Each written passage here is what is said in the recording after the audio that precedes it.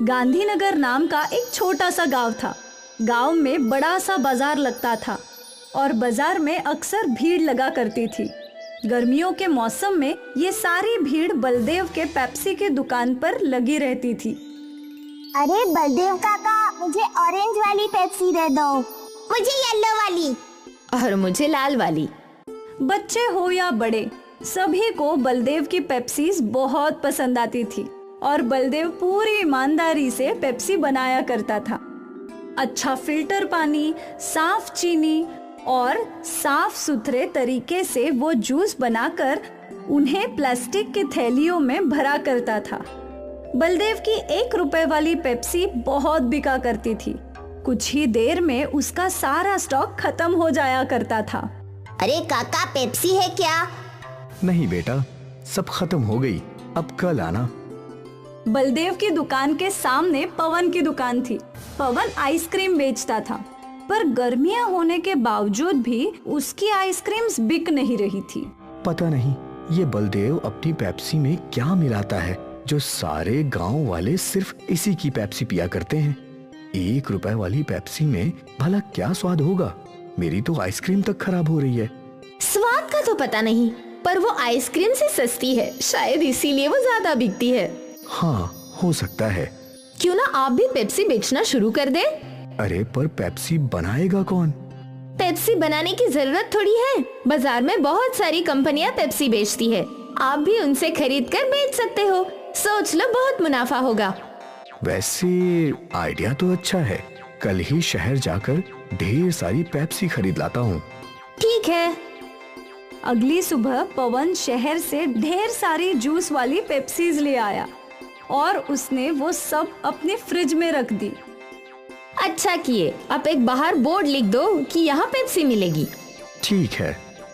पवन ने एक बोर्ड पर लिखा कि यहाँ पेप्सी मिलेगी और ये बोर्ड अपनी दुकान के बाहर लगा दिया। कुछ देर बाद एक छोटे बच्चे ने वो बोर्ड पढ़ा। यहाँ पेप्सी मिलेगी। काका, कौन कौन से कलर है? सब कलर है, तुम्हें कौन सा चाहिए ये बताओ।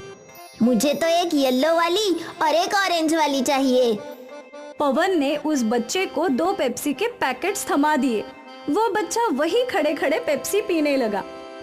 ये तो बढ़िया है, मजा आ गया। ये लो, एक और पेप्सी मेरी तरफ से फ्री। जाकर अपने दोस्तों को भी बताना, मेरी दुकान में पेप्सी मिलती है। हाँ हाँ काका, जरूर बताऊंगा। और पवन का ये फंडा काम कर गया। वो बच्चा दौड़ते हुए गांव में गया और कुछ देर बाद अपने कुछ दोस्तों के साथ लौटा। यही वो दुकान है।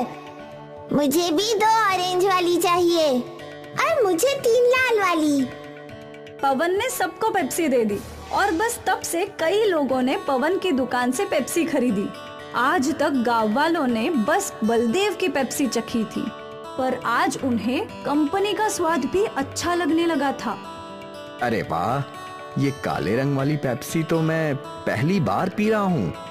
और भी काफी फ्लेवर है, नींबू पानी, काला खट्टा, ऑरेंज, रोज। वाह भाई वाह, अब तो रोज अलग अलग फ्लेवर चख सकते हैं। पवन के पेप्सी बेचने की वजह से बलदेव की दुकान पर ग्राहकों की कमी हो गई थी। मुझे थोड़ा सब्र से काम करना होगा। पवन ने नई नई पेप्सी बनानी शुरू कर दी है, इससे गांव वाले उसकी दुकान पर जा रहे हैं, पर मुझे यकीन है कि वो सब लौटेंगे। बलदेव अपने आप को तसल्ली दे रहा था। अगले कुछ दिनों तक पवन के दुकान पर पेप्सी के लिए भीड़ लगी रही और यहाँ बलदेव का धंधा मंदा था। गांव के सरपंच बलदेव की दुकान पर आए। क्या हुआ बलदेव, आज परेशान लग रहे हो? अब क्या बताऊं काका, पवन शहर से पेप्सी लाकर बेच रहा है। अब तो मेरे ग्राहक कम हो गए हैं। कोई बात नहीं, ये बस कुछ ही दिनों की बात है। कोई भी नई चीज के पीछे गांव वाले दौड़ पड़ते हैं। तू तो जानता है, सब्र रख, सब ठीक हो जाएगा। और मुझे यकीन है तेरी पेप्सी शहर की कंपनी वाली पेप्सी से अच्छी ही होगी। अब एक काम कर, मुझे 50 पेप्सी दे दे। आज शहर से मेरे पोता पोती आ रहे हैं। ठीक है सरपंच जी। बलदेव ने सरपंच जी को 50 पेप्सी दे दिए और वो खुशी खुशी वहाँ से चले गए। बलदेव अब भी दुखी था। सरपंच जी अपने घर पहुँचे और उन्होंने अपने पोते को एक पेप्सी दी। पापा, ये पेप्सी वगैरह अच्छी नहीं होती। इनमें इतनी मिलावट होती है जिससे बच्चे बीमार पड़ जाते हैं। बेटा, ये पेप्सी हमारा बलदेव खुद बनाता है, बिना मिलावट, साफ ढंग से। इसे तो हम कई सालों से पी रहे हैं, अब तक कोई बीमार नहीं हुआ।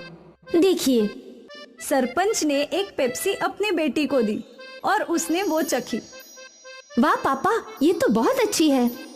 सरपंच जी के घर आए हुए सारे मेहमानों ने वो पेप्सी पीना शुरू किया। कुछ ही देर में सारी पेप्सी खत्म हो गई। पापा, आपने ये कहाँ से ली? मैं थोड़ी और ले लेती हूँ। बाजार में तुझे बलदेव की दुकान दिखेगी जिसमें बड़ा फ्रिज होगा, उसी की दुकान से। मैं लेकर आती हूँ। नेहा बाजार पहुंची तो वो बलदेव और पवन की दुकान में उलझ गई। उसे समझ नहीं आ रहा था कि कौन सी दुकान है। शायद जिस दुकान पर भीड़ लगी है मुझे वहाँ जाना चाहिए। नेहा पवन की दुकान में गई। मुझे 20 पेप्सी देना। जैसे ही पवन ने फ्रिज से पेप्सी के पैकेट निकाले तो नेहा ने मना कर दिया। नहीं नहीं, ये नहीं चाहिए। अरे अभी तो आपने 20 पेप्सी मांगी। हाँ, पर ये केमिकल वाली नहीं चाहिए। वहाँ खड़े एक आदमी ने नेहा से पूछा, बहन, इस पेप्सी में कौन सा केमिकल है? ये पेप्सी शहर की कंपनियों में बनती है। वहाँ इन्हें बनाने में कई सारे केमिकल्स डालते हैं जो हानिकारक है और जिससे बच्चे बीमार पड़ सकते हैं। अगर ऐसी बात है तो तुम यहाँ पेप्सी लेने क्यों आई हो? मैं तो यहाँ वो पेप्सी लेने आई थी जो इसी गांव में बनती है। अच्छा, तो आपको बलदेव भाई की पेप्सी लेनी है? उनकी दुकान सामने है। नेहा वहाँ से चली गई, पर आसपास के लोग शहर की केमिकल वाली पेप्सी की बातें करने लगे। नेहा ने बलदेव की दुकान से पेप्सी खरीद ली और वो घर चली गई। केमिकल वाली पेप्सी की बात गांव में आग की तरह फैली और सारे माता पिताओं ने अपने बच्चों को पवन की दुकान से पेप्सी लेने के लिए मना कर दिया। आज से पवन काका की दुकान से पेप्सी मत लेना। क्यों माँ? क्योंकि उसमें ढेर सारे केमिकल है। तेरी तबीयत खराब हो जाएगी, फिर तुझे सुई लगेगी। ना बाबा ना। लोगों को बलदेव की अच्छाई समझ आ गई और एक बार फिर बलदेव की पेप्सी बिकने लगी। पवन की दुकान से कोई भी पेप्सी खरीद नहीं रहा था और थक हार के पवन ने पेप्सी बेचना ही छोड़ दिया। नेहा ने पूरे गांव को बीमार होने से बचा लिया और सब कुछ पहले जैसा हो गया। ये कहानी है मेहनतपुर नाम के गांव, जहां सखाराम अपने परिवार के साथ रहता था और अपना एक भोजनालय चलाने का काम करता था। सारे मजदूर और गांव वाले सभी सखाराम के भोजनालय में भोजन करके अपना अपना काम किया करते हैं। एक दिन एक आदमी सखाराम के भोजनालय में भोजन करने के लिए आया। बताइए भाई साहब, क्या खाएंगे आप? आपके भोजनालय में अभी क्या है बताइए? आलू पराठा, गोभी पराठा, मूली पराठा, मेथी पराठा, गर्मा गर्म शीरा, चना मसाला, पनीर दो प्याजा, सेव टमाटर नु साग और मीठे मई गुलाब जामुन, साथ में थोड़ी सी लस्सी। बताइए आप क्या खाएंगे? आपकी आवाज सुनकर ही मेरे मुंह में पानी आ गया है। जो सबसे अच्छा बनता है वो बना कर दे दीजिए। अरे ओ, कुंदन साहब के लिए चना मसाला और मखनी नान परोस दो, साथ में लस्सी भी दे देना। मजा आएगा, मजा आएगा। जल्दी लाओ। जैसे ही कुंदन ने नीलेश को खाना परोसा, नीलेश बड़े चाव से सारा का सारा खाना खाने लगा। खाना खत्म करते ही नीलेश ने कहा, खाना बड़ा ही स्वादिष्ट और लाजवाब था भाई, वाह, मजा आ गया। ये होता है असली खाना, वरना मेरी बीवी जो बनाती है उसमें तो कोई स्वाद ही नहीं होता है। उसे तो मैं गली के कुत्तों को खिला देता हूँ और बेचारे अगले दिन वो सारे कुत्ते बीमार हो जाते हैं।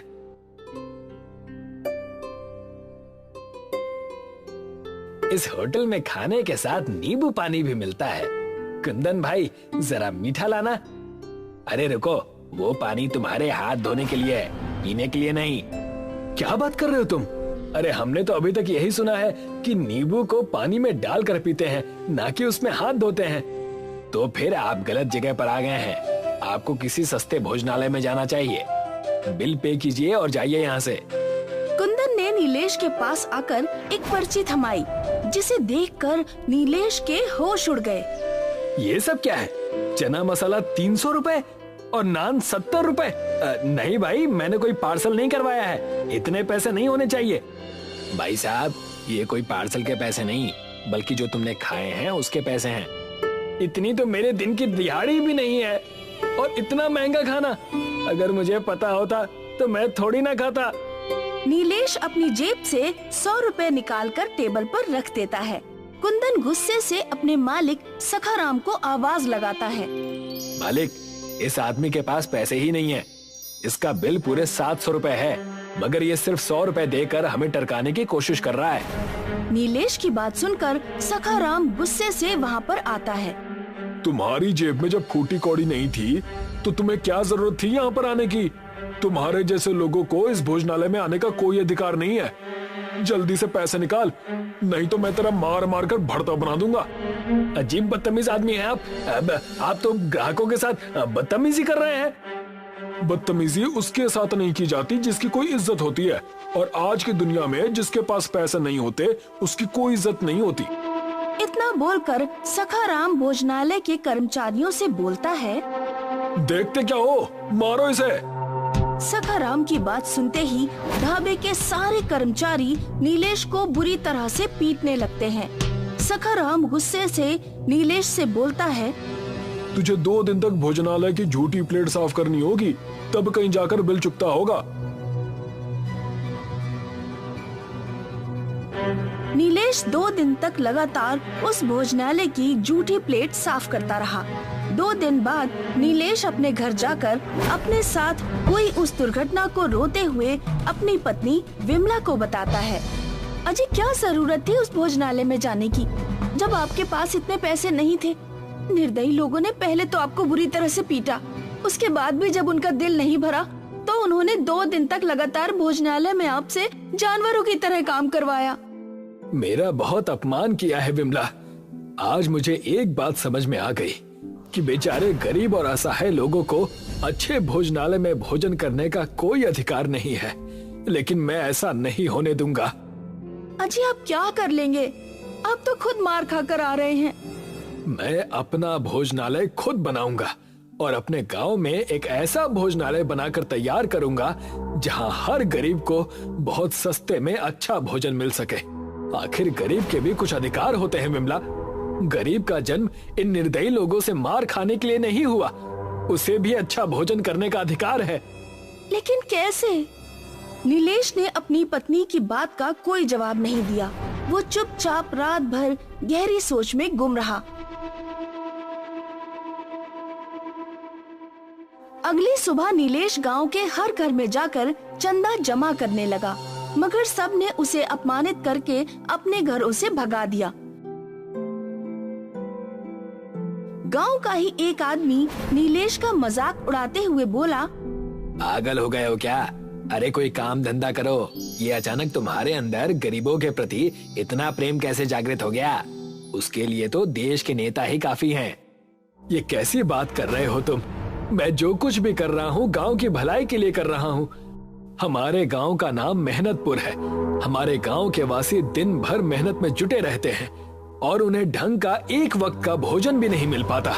तुम मेरा साथ देने की बजाय मुझे उल्टा अपमानित कर रहे हो। हाँ, क्योंकि तुम दिन में मुंगेरी लाल के सपने देख रहे हो। मेरे भाई, ऐसा सिर्फ फिल्मों में होता है, मगर वास्तविकता इससे बहुत अलग है। और मुझे एक बात बताओ नीलेश, एक बार को मान लिया जाए कि तुम अपने मकसद में सफल भी हो गए, तो 1 रुपए की थाली कब तक तुम गरीब लोगों को खिला पाओगे? ये पूरी तरह से असंभव है। इतना कहकर वो नीलेश का मजाक उड़ाता हुआ सखाराम के भोजनालय में जाकर बोला, सुना सखाराम जी, नीलेश अपने गांव में एक भोजनालय बनाना चाहता है।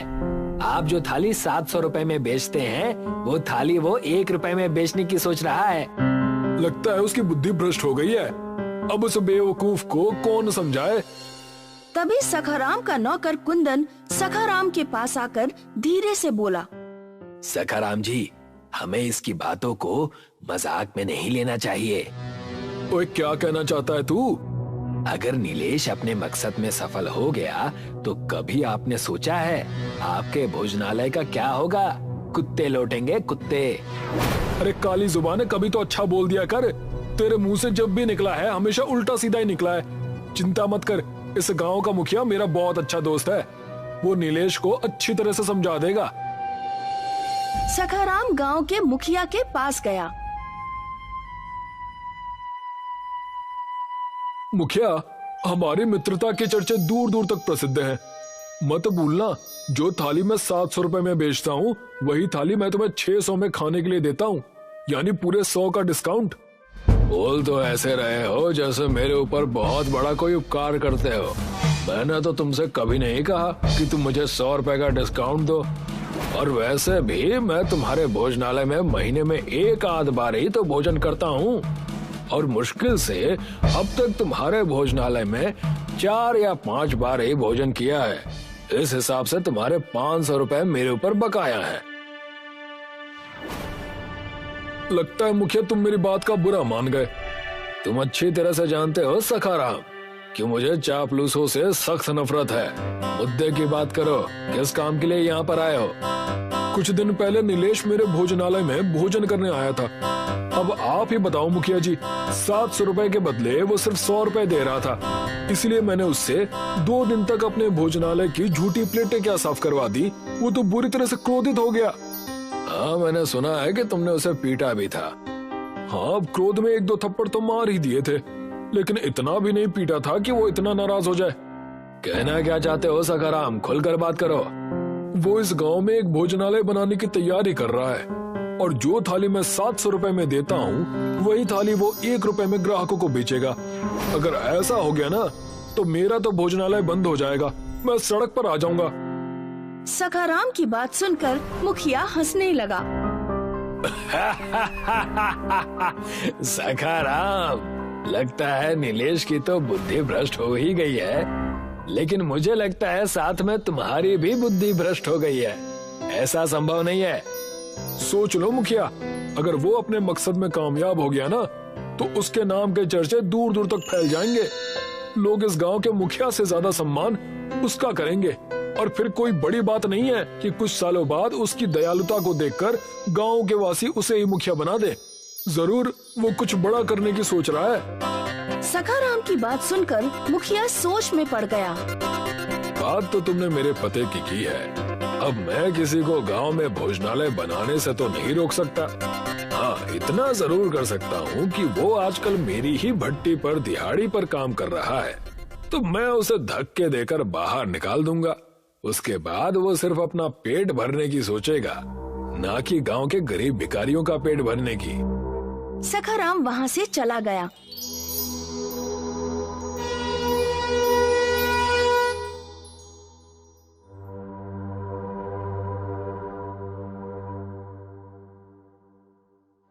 मुखिया ने उसी दिन नीलेश को काम से निकाल दिया। लेकिन मेरी गलती क्या है मुखिया जी? तेरी गलती ये है कि तू गांव में भोजनालय बनाना चाहता है। हाँ, तो इसमें गलत क्या है? अगर मैं गरीब का भला चाहता हूँ तो आपको तो प्रसन्न होना चाहिए। तू गरीबों का कोई भला नहीं चाहता नीलेश। मैं अच्छी तरह से जान गया हूँ कि तू सिर्फ अपना नाम करना चाहता है और मुझे मेरे पद से हटाकर खुद गांव का मुखिया बनना चाहता है। अरे पहले अपना और अपनी पत्नी का ही पेट भर ले, बाद में गरीबों के बारे में सोचना। चल निकल यहाँ से। मगर नीलेश ने हार नहीं मानी। नीलेश शहर जाकर चंदा जमा करने लगा। इस दौरान उसकी मुलाकात सेठ जमुना प्रसाद से हुई। जमुना प्रसाद बेहद दयालु व्यक्ति थे। मुझे तुम्हारी सोच बहुत अच्छी लगी नीलेश, कि तुम एक ऐसा भोजनालय बनाकर तैयार करना चाहते हो जहाँ पर गरीब अच्छा भोजन कर सके। मैं तुम्हारी मदद करने के लिए तैयार हूँ। सेठ जमुना प्रसाद की मदद से नीलेश ने गांव में एक बहुत अच्छा भोजनालय तैयार करवाया। उसके भोजनालय में गुजराती, मराठी, कन्नड़ सभी तरह के भोजन तैयार होने लगे। भोजनालय बनते ही कुछ लोग भोजनालय में भोजन करने के लिए आ गए। वो सब देश के अलग अलग शहरों के रहने वाले थे। एक गुजराती नीलेश से बोला, તમારા રેસ્ટોરન્ટમાંથી બહુ મસ્ત ખુશ્બુ આવે છે। આ ખુશ્બુ સૂંઘીને હું પોતાને રોકી ના શક્યો। તો હવે મને જમવા આપો। नीलेश ने उस गुजराती को एक थाली में गुजरात का सारा प्रसिद्ध भोजन परोस दिया। भोजन खाकर गुजराती खुश होते हुए नीलेश से बोला, કેટલા રૂપિયા? બસ 1 રૂપિયાની આખી થાળી મળશે। 1 रुपए का नाम सुनकर गुजराती खुश हो गया। भोजनालय में लोगों की भीड़ लगने लगी।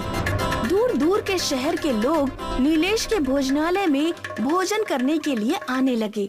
अमीर हो या गरीब, नीलेश हर किसी से एक थाली का 1 रुपया ही वसूलता था। और ये बात सखाराम को बिल्कुल भी पसंद नहीं आई।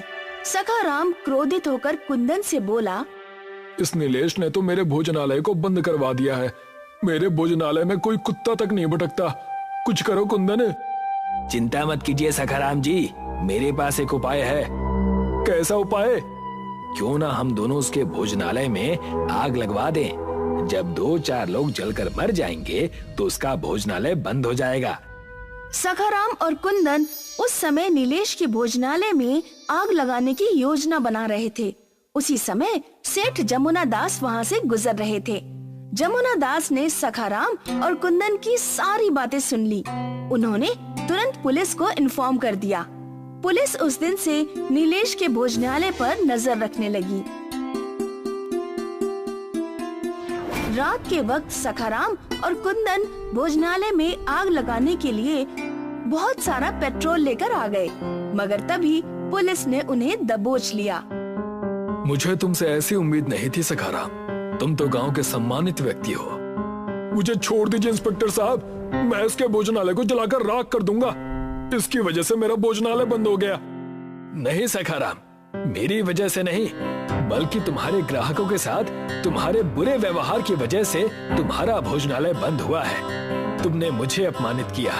मैं चाहता तो अपने अपमान का जवाब किसी और तरीके से भी दे सकता था, लेकिन नहीं, मैं तुम्हारे अपमान का घूंट अमृत समझकर पी गया।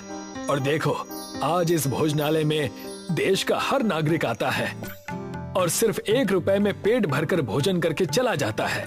तुम्हें क्या लगता है कि मुझे प्रॉफिट नहीं हो रहा? मेरे परिवार का खर्चा इसी भोजनालय से चलता है। पुलिस ने सखाराम और कुंदन को गिरफ्तार कर लिया और सखाराम का भोजनालय बंद हो गया। आज भी नीलेश के भोजनालय में 1 रुपए की ही थाली मिलती है। कुंतीपुर नाम का एक गांव था। वहाँ भैरव अपने पिता और अपने भाई के साथ रहता था। बचपन में ही माँ के गुजर जाने की वजह से घर की सारी देखभाल भैरव को ही करनी पड़ती थी, इसलिए वो स्थानीय रेलवे में कूली का काम किया करता था। वैसे तो भैरव पढ़ा लिखा इंजीनियर था। आज सुबह से स्टेशन पर एक भी ट्रेन नहीं आई। पता नहीं क्या हो गया है। उस दिन उड़ीसा में भी इतना बड़ा हादसा हो गया था। भगवान करे उनके परिवार में सुख शांति हो। भैरव पूरा दिन इंतजार करके स्टेशन मास्टर के पास चला जाता है और उनसे जाकर ट्रेन न आने की वजह पूछता है। अब आप ही बताइए, अगर ऐसा चलता रहा तो हम घर कैसे चलाएंगे और खुद कैसे रहेंगे? अब मैं तुमसे क्या कहूँ भैरव, सुबह से फोन पर फोन आ रहे हैं, हमारे हाथ भी बंधे हुए हैं, हमें भी कुछ समझ में नहीं आ रहा। कुंतीपुर में ट्रेन आने का नाम ही नहीं ले रही थी। सारे कूली और स्टेशन मास्टर दोनों ही परेशान थे। ऐसे ही कई हफ्ते बीत चुके थे। तब भैरव और उसके साथी कूलियों ने फैसला किया। मेरा घर तो पहले से ही गिरवी है। एक तो बेरोजगारी में पहले हमने कुली का काम शुरू किया और अब ये सब। सही कहा भैरव भैया तुमने। दुनिया का बोझ हम उठाते हैं, लेकिन हमारे बोझ के बारे में किसी को कुछ नहीं पता। क्या बताऊं बेटा, मैं मेरी तो उम्र भी 60 की है। मेरे घर पर मेरा अपाहिज बच्चा है जिसके लिए मैं काम करता हूँ, और अगर ऐसा ही चला तो हम दोनों भूखे मर जाएंगे। हम सबको स्टेशन मास्टर के पास जाना चाहिए। सारे कूली मिलकर स्टेशन मास्टर के पास जाते हैं। वो देश के सबसे बड़े बिजनेसमैन से बात कर रहा होता है। देखो, मैं तुम्हें मन चाहे पैसे देने को तैयार हूँ, लेकिन अच्छी बुलेट ट्रेन बनाएगा कौन? उड़ीसा हादसे के बाद से कोई ये जिम्मेदारी लेने को तैयार नहीं है। लेकिन आप हमारी बात तो समझिए, हमारे देश में पहले से ही इतनी तकलीफें हैं और आप हैं कि लोगों की समस्या अनदेखा कर रहे हैं। वो बिजनेसमैन किसी की नहीं सुनता और वहाँ से चला जाता है। ये सारी बातें भैरव और उसके साथी पीछे से सुन रहे थे और भैरव उस बिजनेसमैन यानी कि उस व्यापारी के पीछे पीछे दौड़ता है और उससे कहता है, सर सर सर मेरी बात तो सुनिए, मेरी बात तो सुनिए सर, आखिर मेरी बात तो सुनिए सर। मुझे बस आपका 1 मिनट चाहिए, उससे ज्यादा नहीं। अगर आपका समय बर्बाद हुआ तो मैं आपको कभी अपनी शक्ल नहीं दिखाऊंगा। हाँ कहो, तुम्हारे पास सिर्फ 1 मिनट है और अगर मेरा वक्त बर्बाद हुआ तो तुम कूलियों का ठिकाना नहीं मिलेगा। आप जिस ट्रेन की बात कर रहे हैं वो ट्रेन मैं बना सकता हूँ। मेरे पास उस ट्रेन को बनाने के लिए हर एक चीज है। ये बात मैं मान कैसे लूं? तुम कहना क्या चाहते हो? तब भैरव अपने पास में रखा हुआ एक छोटा सा बुलेट ट्रेन उस बिजनेसमैन यानी कि व्यापारी को निकाल कर दिखाता है, जिसे देखकर वो बहुत खुश हो जाता है। तब भैरव उससे कहता है, और मैं पेशे से एक इंजीनियर भी हूँ, आप बस भरोसा करके देखिए, हम आपको ऐसे ही पूरी बुलेट ट्रेन बना कर देंगे। इम्प्रेसिव, अच्छा प्रेजेंटेशन दिया तुमने, खूब आगे जाओगे, इसीलिए मैं तुम्हें ये बुलेट ट्रेन बनाने का अवसर देता हूँ। धन्यवाद आपका, मैं ये चीज हमेशा याद रखूंगा। हम कुली भाइयों पर आपका ये एहसान हमेशा रहेगा। उस व्यापारी ने पैसे रेलवे विभाग को दे दिए और सारी जिम्मेदारी भैरव के कंधों पर सौंप दी और भैरव ने ठीक वैसा ही किया। मैं चाहता हूँ कि तुम इस पर बहुत अच्छा काम करो और अच्छी बुलेट ट्रेन बनाकर दिखाओ। भैरव और उसके साथी उस बुलेट ट्रेन को बनाने में लग गए। सारे कूली मजदूरों वाले काम करने लगे।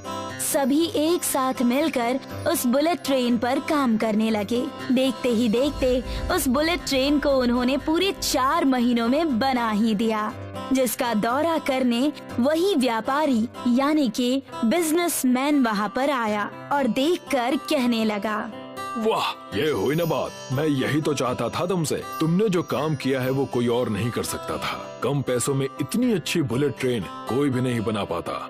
ये सब बस आपके दिए हुए अवसर की वजह से ही संभव हो पाया। भैरव, तुम इन्हें इस ट्रेन की खासियत तो बताओ।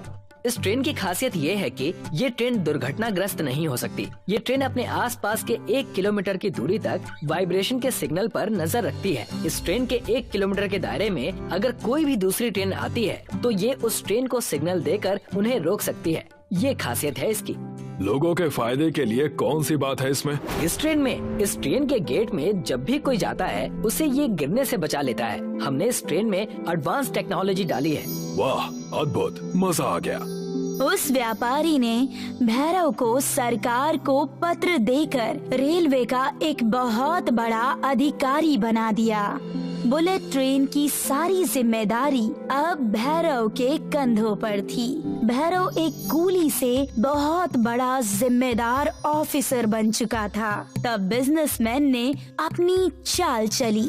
इस बुलेट ट्रेन ने लोगों के मन से डर भगा दिया है। कई सारी टिकट्स बिक रही हैं। अच्छा मुनाफा हो रहा है। एक काम करो, इस ट्रेन के पैसे बढ़ा दो और सब जगह हमारी कंपनी का नाम फैला दो कि ये ट्रेन हमने बनाई है। लेकिन सर, ये तो बड़ी गलत बात है। भैरव की मेहनत पर आपका हक कैसे हो सकता है?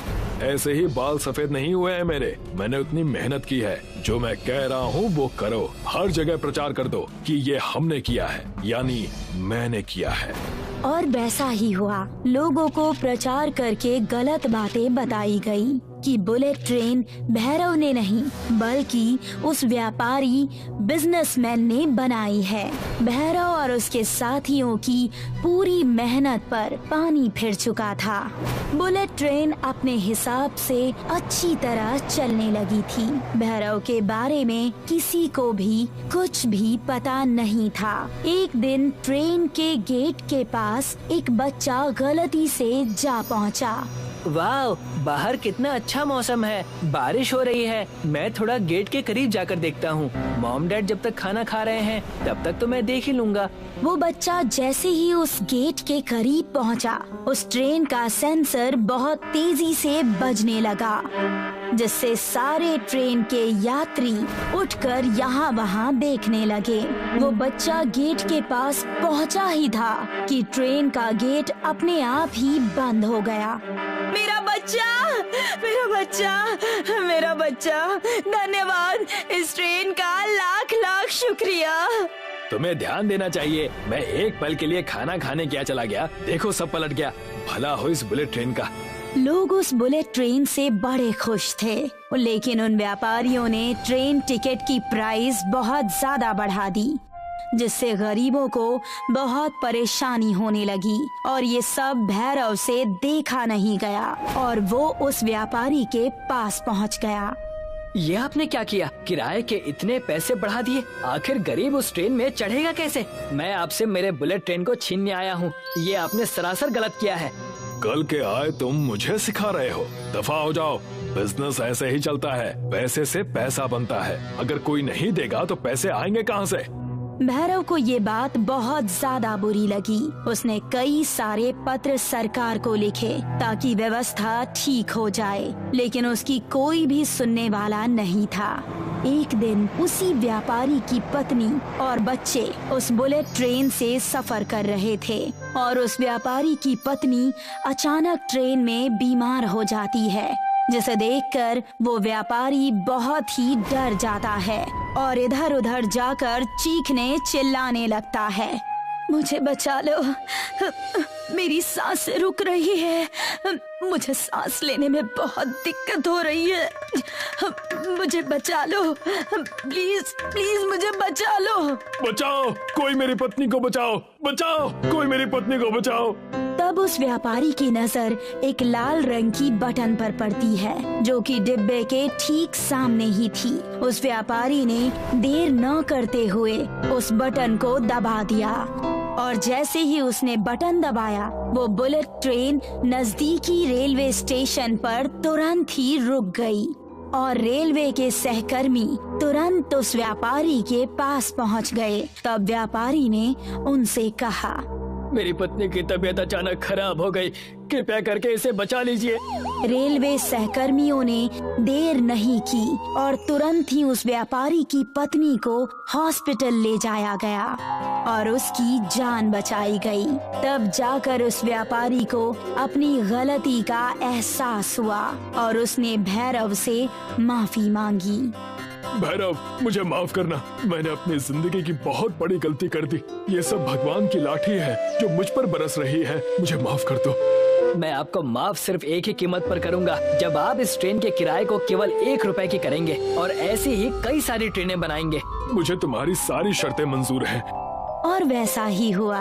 उस बिजनेसमैन ने कई सारे बुलेट ट्रेन भैरव से बनवाए और भैरव को रेलवे का बहुत बड़ा अधिकारी घोषित कर दिया और बुलेट ट्रेन का किराया घटाकर 1 रुपया कर दिया गया। 1 रुपए के बुलेट ट्रेन में अब सभी लोग सफर कर सकते थे, चाहे वो अमीर हो या गरीब। लोग खुशी खुशी बुलेट ट्रेन से अपना सफर तय करने लगे और तब उस बिजनेसमैन ने सभी को सच्ची बात बताई कि बुलेट ट्रेन का असली कर्ता धर्ता भैरव ही था और बिजनेसमैन ने भैरव को उसका क्रेडिट दिया। सभी लोग खुशी खुशी रहने लगे।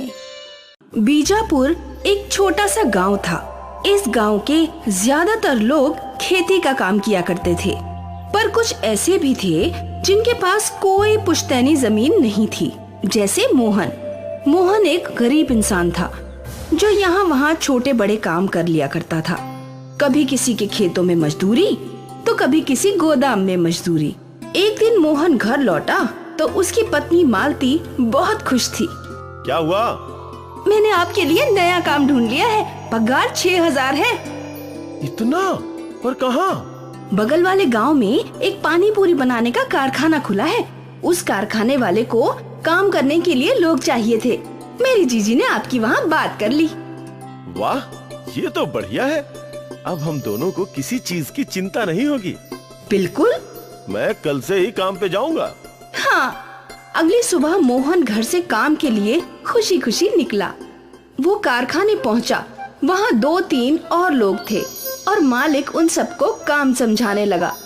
ये देखो, पहले इस मशीन में 10 किलो आटा, 100 ग्राम नमक और 2 लीटर पानी डालना है और ये बटन दबाना है। इससे ये मशीन आटा गूंदने लगेगी। आटा तो हाथ से भी गूंद सकते हैं ना, तो उसके लिए मशीन की क्या जरूरत? गूंद तो सकते हैं, पर जब हमें ज्यादा मात्रा में काम करना हो तो हर काम के लिए मशीन ही काम आसान बनाती है। जी, गौर से देखो, हरे बटन से मशीन शुरू होती है और लाल से बंद। ठीक है मालिक। फिर गूंदे हुए आटे के गोले बनाकर इस दूसरी मशीन में डालना है। इस मशीन से आटा चपटा होता है और गोल गोल कटकर निकलता है। जी, और फिर इन पानी पूरियों को बस तलने वाली मशीन में डालना है और जैसे ही ये फूल जाए इन्हें बाहर निकाल लेना है और फिर इस आखिरी मशीन की सहायता से पूरियों को प्लास्टिक में पैक करना है। किशोर, तुम आटे गूंदने की मशीन पे जाओ। विवेक, तुम चपाती करने वाली मशीन पर। सदैव, तुम पूरी तलो और मोहन, तुम पैकिंग करो। हर हफ्ते तुम लोग अलग अलग मशीन पर काम करोगे। दिन में 6 घंटों की ड्यूटी है बस। ठीक है मालिक।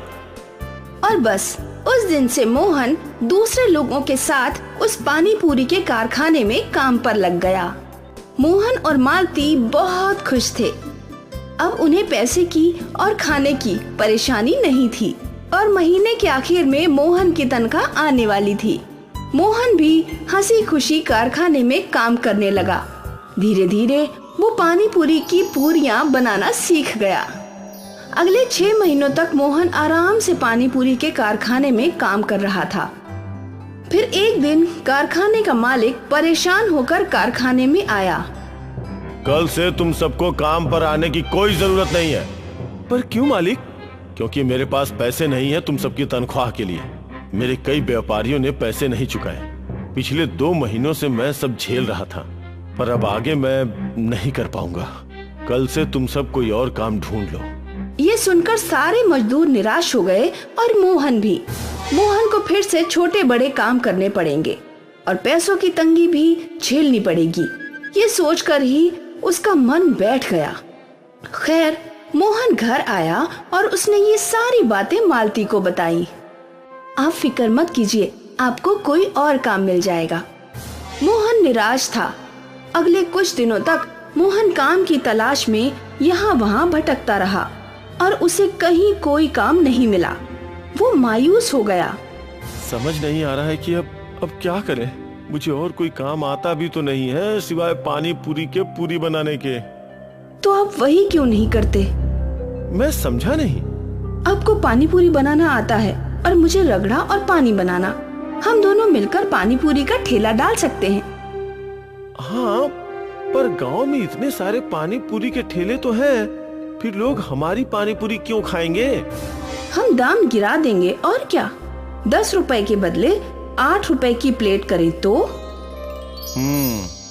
उससे भी अच्छा अगर हम 1 रुपए की पानी पूरी बेचे तो? 1 रुपए की कैसे बेच सकते हैं? 1 रुपए की 1 पानी पूरी, ग्राहक जितना मर्जी खाए। तो क्या हमें मुनाफा होगा? हाँ होगा ना। हम पूरियां खुद बनाएंगे और बाकी सारा सामान भी हमें लगभग आधा मुनाफा होगा। तो फिर देर किस बात की, कल ही कोशिश करके देखते हैं। अगली सुबह मोहन और मालती अपने काम में जुट गए। मोहन पूरियां बनाने लगा और मालती रगड़ा और पानी बनाने लगी। मोहन अपने काम में निपुण था। उसने बिना मशीनों के भी अच्छी पूरियां बनाई और मालती भी अच्छी बावर्ची थी। उसने भी स्वादिष्ट रगड़ा और पानी तैयार कर लिया। अब सब कुछ तैयार है। शाम में ही शुभारंभ करते हैं। 1 रुपए की 1 पानी पूरी का। बिल्कुल। एक चीज बची है। मोहन ने एक पाटी दिखाई जिस पर लिखा था 1 रुपए की पानी पूरी। ये अच्छा है। शाम को मोहन और मालती ने बाजार के किनारे अपना पानी पूरी का ठेला लगाया और वो पार्टी भी टांग दी। उस पार्टी को देखकर एक बच्ची उनके पास आई। 1 रुपए की पानी पूरी? सच्ची? हाँ, 1 रुपए की 1 पानी पूरी। अरे वाह! बच्ची ने अपनी जेब देखी। मेरे पास 4 रुपए हैं, मुझे 4 रुपए की पानी पूरी दीजिए। मोहन ने उस बच्ची को 4 पानी पूरी दे दी। वाह, बहुत अच्छी है काका, मैं अपने दोस्तों को भी बताऊंगी। उस बच्ची ने पानी पूरी खाई और दौड़ पड़ी। कुछ देर बाद वो कई और बच्चों को अपने साथ ले आई। मुझे 2 पानी पूरी चाहिए। मुझे 3। मुझे 5। मोहन और मालती ने बच्चों से पैसे लिए और उन्हें पानी पूरी दे दी। बच्चे पानी पूरी बड़े चाव से खा रहे थे। बच्चों के बाद कुछ और बड़े लोग भी मालती और मोहन के पास पानी पूरी खाने के लिए आए। वाह, ये पूरियां तो बहुत स्वादिष्ट हैं। मजा आ गया। इतनी स्वादिष्ट और सस्ती पानी पूरी शायद ही कहीं होगी। लोग 1 रुपए की पानी पूरी खाने के लिए टूट पड़े। मालती और मोहन पानी पूरियां बनाए जा रहे थे और लोग खा रहे थे, और तब तक ग्राहक थे जब तक उनकी सारी पानी पूरी खत्म नहीं हो गई। बाप रे, मुझे नहीं लगा था कि इतनी भीड़ आएगी। मुझे भी। और जब उनका ध्यान पैसों पर गया तो पैसे देखकर वो दोनों खुश थे। काफी अच्छी कमाई हुई है आज। हाँ। अगले दिन मालती और मोहन ने ज्यादा पानी पूरियां बनाई और पिछले दिनों की तरह आज भी 1 रुपए की पानी पूरी खाने के लिए ग्राहकों की कतार लग गई और कुछ ही घंटों में उनका सारा सामान खत्म हो गया। 1 रुपए की स्वादिष्ट पानी पूरी ने तहलका मचा दिया। ग्राहकों को स्वाद के साथ साथ दाम भी भा गया था और मालती और मोहन की अच्छी खासी कमाई होने लगी थी।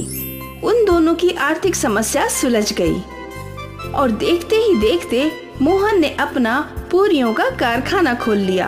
पर उसने 1 रुपए की पानी पूरी बंद नहीं की। आज भी उसकी दुकान पर 1 रुपए की पानी पूरी खाने के लिए भीड़ उमड़ती है। 1 रुपए की पानी पूरी के आइडिया ने मोहन और मालती को अमीर बना दिया। अब वो बहुत ज्यादा सुखी थे और ये सब 1 रुपए की पानी पूरी की वजह से। किसने सोचा था कि एक छोटा सा आइडिया इतना बड़ा बदलाव ला सकता है। ललित एक बड़ी बेकरी में काम किया करता था। वो केक और बिस्किट्स बनाया करता था। सर, चॉकलेट केक्स तैयार है। अब बटरस्कॉच पेस्ट्रीज तैयार करूं? अरे नहीं नहीं, आजकल बटरस्कॉच पेस्ट्रीज की डिमांड कम हो गई है। अब से हम एक दिन छोड़ के एक दिन बटरस्कॉच पेस्ट्रीज बनाएंगे। ओके, ठीक है सर। एक काम करो, तुम अब चॉकलेट केक्स बना लो। ठीक है सर। धीरे धीरे बेकरी का काम कम होने लगा था और कुछ गिने चुने ही प्रोडक्ट ललित बनाया करता था। समय के साथ बेकरी का मुनाफा घट गया और अब बेकरी के मालिक ने बेकरी को बंद करने का निर्णय ले लिया। ललित, तुम तो जानते हो धंधे में मंदी है, मुनाफा निकल ही नहीं रहा, इसीलिए अगले हफ्ते से हम ये बेकरी बंद कर रहे हैं। तुम कहीं और काम ढूंढ लो, ठीक है? ये सुनकर ललित का मन बैठ गया।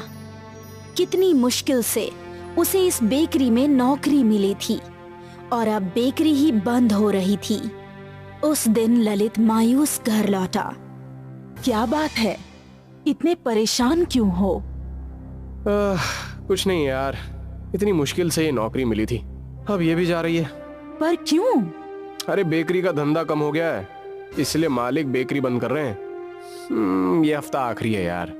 हे राम, अब क्या होगा? और क्या होगा, फिर से काम की तलाश में यहाँ वहाँ भटकना होगा। उम्मीद है आपको जल्द ही नौकरी मिल जाए, क्योंकि कुछ दिनों में बच्चों की स्कूल शुरू होने वाली है, फिर उनकी फीस वगैरह। हाँ हाँ, मुझे याद है। ललित और दर्शना दोनों परेशान थे।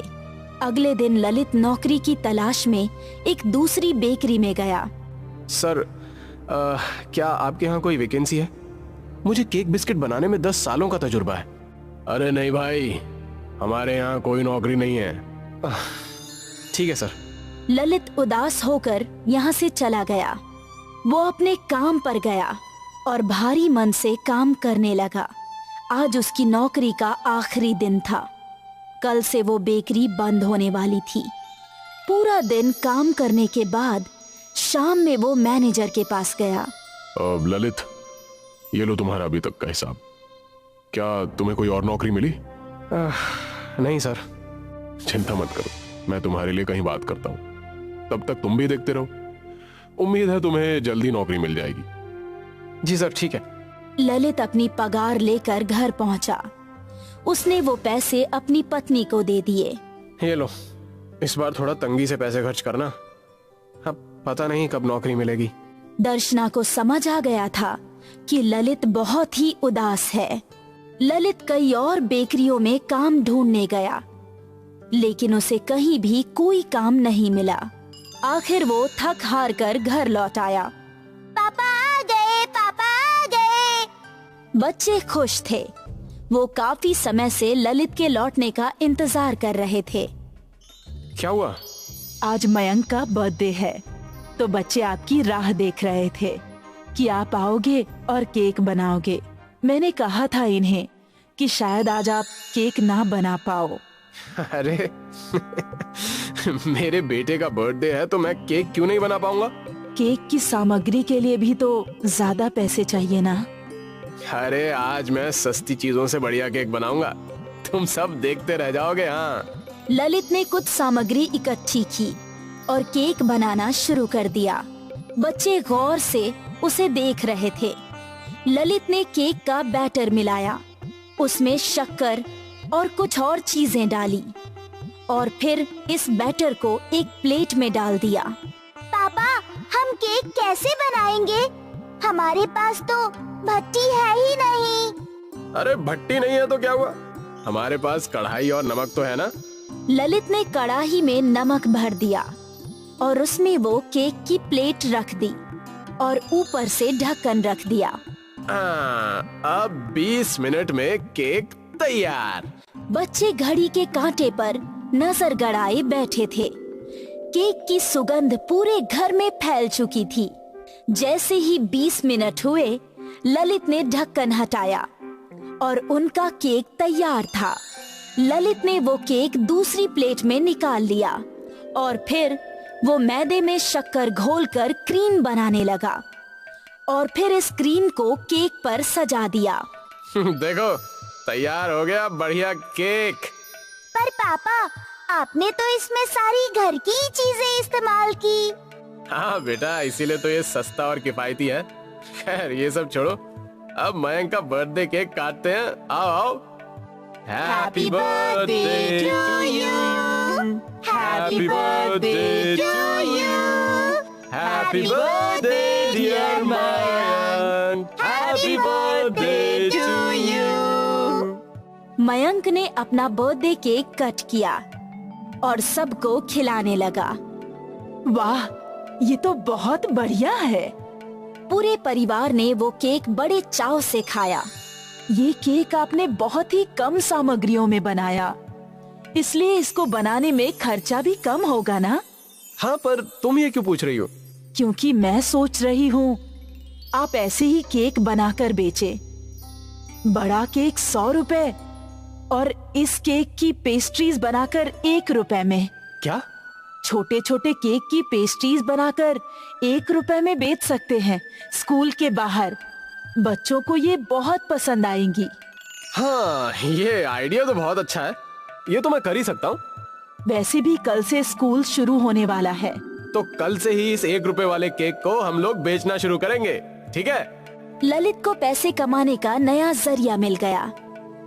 अगली सुबह ललित ने घर में केक बनाना शुरू किया, कढ़ाई में, और उस केक के छोटे छोटे टुकड़े भी काट लिए और उन सब को बड़े पतरे के डिब्बे में रख दिया।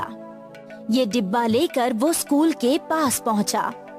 आओ बच्चों, आओ आओ, 1 रुपए का केक, 1 रुपए का केक, 1 रुपए का केक, आओ आओ। 1 रुपए का केक सुनकर बच्चे ललित के पास दौड़ पड़े। एक केक दो ना अंकल, मुझे भी देना। बच्चे ललित को पैसे देते गए और केक खरीदते गए। कुछ ही मिनटों में सारा का सारा केक खत्म हो गया। ललित ने काफी पैसे इकट्ठे कर लिए थे। वो खुश था। अगले दिन उसने ज्यादा केक बनाया और वो केक भी हाथों हाथ बिक गए। फिर ये सिलसिला चलता रहा और देखते ही देखते ललित ने अपनी खुद की बेकरी खोल ली। उसके 1 रुपए वाले केक ने उसकी जिंदगी को नया पड़ाव दे दिया। कहाँ वो नौकरी की तलाश में था और कहाँ अब उसकी बेकरी में दूसरे लोग नौकरी कर रहे थे। ये पूरा सफर बस 1 रुपए वाले केक की वजह से तय हुआ। 1 रुपए वाला केक ललित की सफलता का रास्ता था।